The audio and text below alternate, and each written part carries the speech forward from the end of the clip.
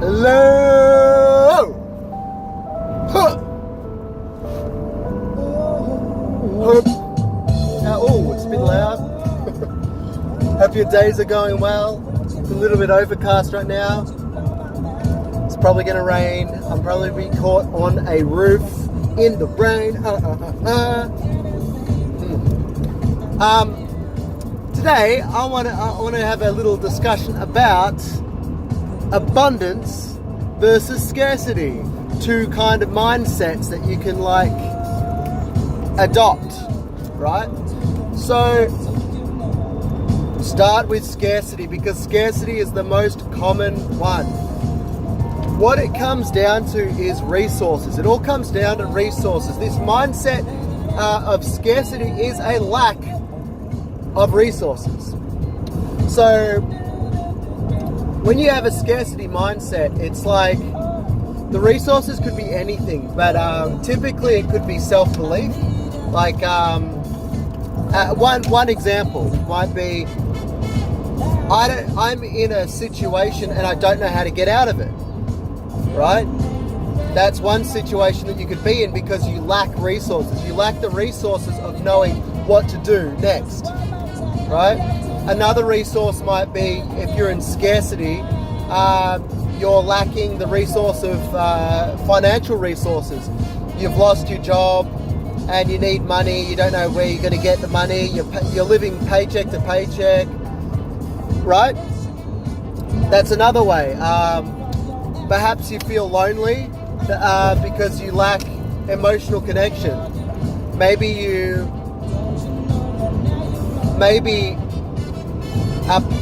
the opposite sex or the same sex or whatever it is that you're attracted to is a scarce resource in your life that you don't know, that you lack the knowledge on how you will ever find someone, right? I've been there. I've been in a situation where I'm like, I'm going to probably die alone, right? And I was in quite a lot of scarcity from that place. What else? Food might be another one, I suppose. And what all this sort of stuff does, when you're in a scarcity mindset, what it does is it makes you more anxious, it exhausts you mentally and physically. You get home from the day and you're like, oh man, I can't deal with this right now, right? And and because you're tired and you're anxious, you might be really snippy, you might be really easy to piss off, you might be on edge all the time. You doubt yourself because you're like, oh, something's going to happen and I'm not going to know how to do it. That brings on fear. Like, what am I going to do? You know? Sometimes if you don't believe that sometimes if you don't believe that you're capable of doing things and you don't believe that you're capable of figuring out what to do in certain situations because you lack that resource, that knowledge resource, well, if you don't have the resource and you don't know how to gain that resource, what are you going to do? You're going to find someone else to do it for you, to blame them, to point the finger at, if you don't believe that you're capable of accomplishing, then you're going to place that responsibility on someone else. You're going to take the responsibility away from yourself and place it onto someone else. And now they can be blamed for things that don't go well, right? So, I mean, we could talk for days about all the different things that happens, right? That what's incorporated into that sort of stuff. So, another thing, so that's scarcity. I think that's a good summary of scarcity. Then we've got abundance. Now, abundance is the opposite, obviously, where you have heaps of resources. But the most important resource that a person can have when they're living in abundance, with the abundance mindset, is the ability to figure things out.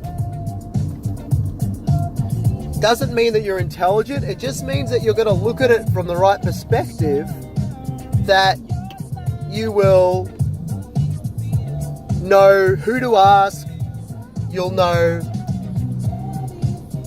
how things work enough to figure out how to make the thing happen, right? That's a skill that someone develops, and that skill is a resource, right? Now, of course, you know, your other resources, lack of money. You're not abundant financially. You're not abundant with socializing, with relationships. Maybe you're not abundant with I don't know, whatever, with your career. You're always worried. Oh, what could happen? What's going to happen? Oh, I might lose my job. Oh, something. Oh, drama here, drama there. That sort of like lack of confidence. Like, no, I can handle this. That's a resource. Being able to be confident is a resource that you can have that other people don't. You know, that you can develop, that you can read books on, that you can watch videos on. If you want to know those videos, let me know, and I'll PM me, and I'll send you a playlist that I've been making for the last few years of every video that I've ever found actually useful and helpful to me in my life, and that will help you guys as well. On YouTube, playlist on YouTube.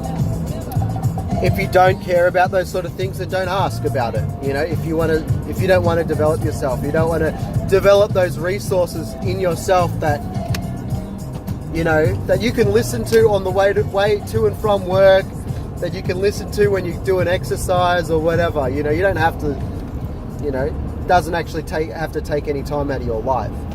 So anyway, back to abundance. These are when you feel abundant, that's when you feel you're on your best.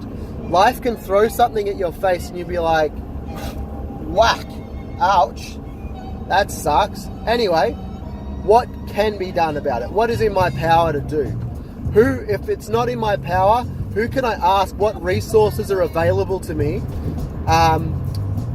You know, can I have the balls to ask for help or step it up so that this doesn't happen again? So that, because, you know, some things are always going to be out of your control. But what is in your control is what you do about it next time. You know, do you let it happen? Do you put yourself in a situation where that can happen again? Do you now possess the knowledge of what to do?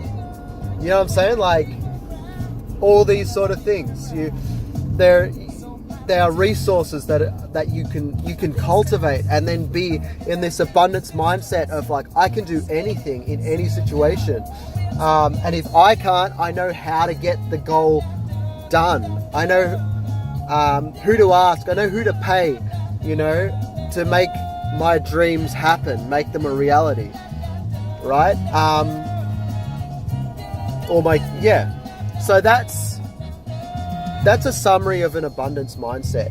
And moving into that mindset is not an overnight thing, because usually what causes a scarcity mindset in the first place is just a lot of,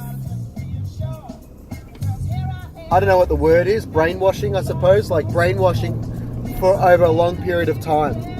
Whether you're brainwashing yourself because you have so much negative self-talk, you need to get a handle on that.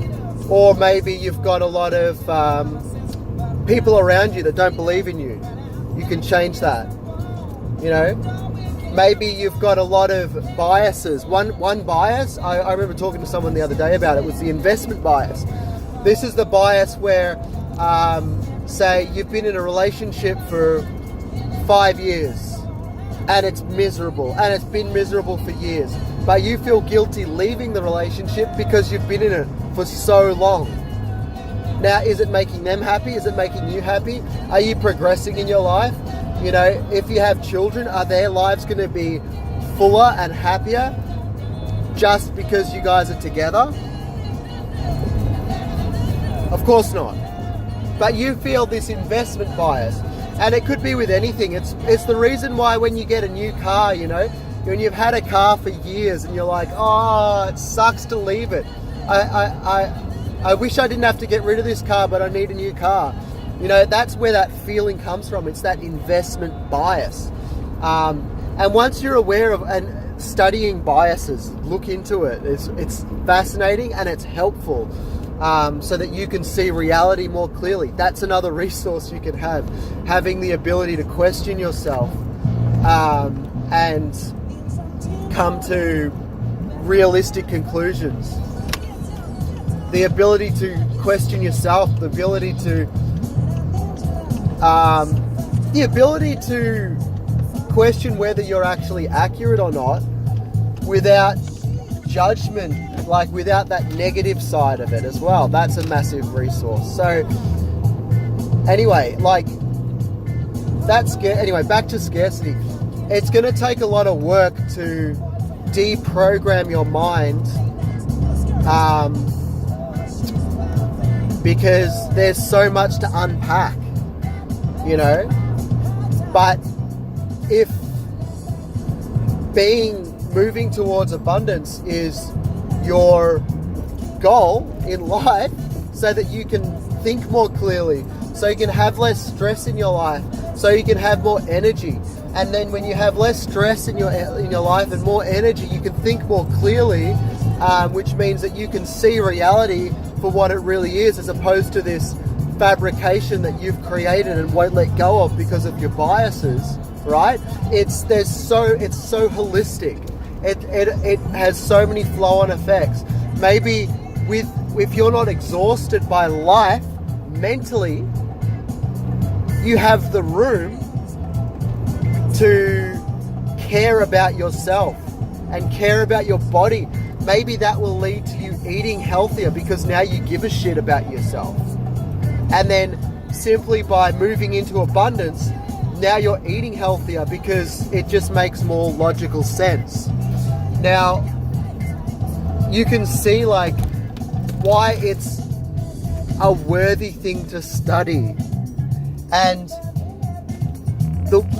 this phrase I've adopted from one of the other teachers that I love watching and learning from. He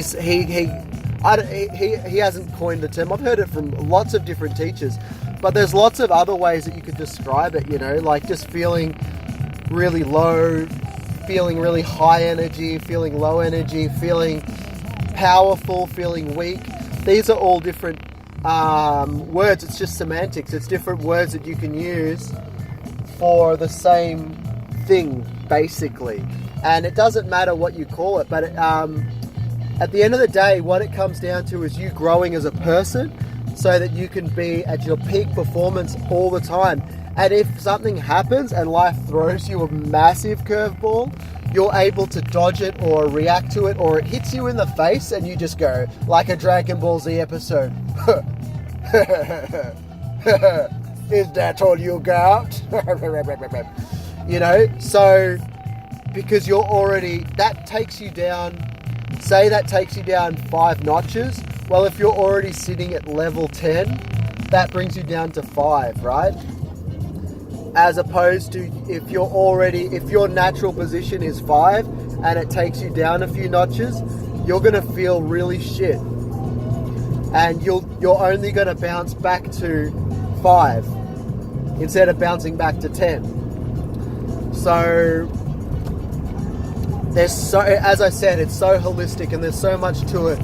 And like I said, if any of you guys want to start learning about this stuff, send me a message and I'd be more than happy to send you some information that is free, that you can just listen to in your car or while you're exercising or whatever.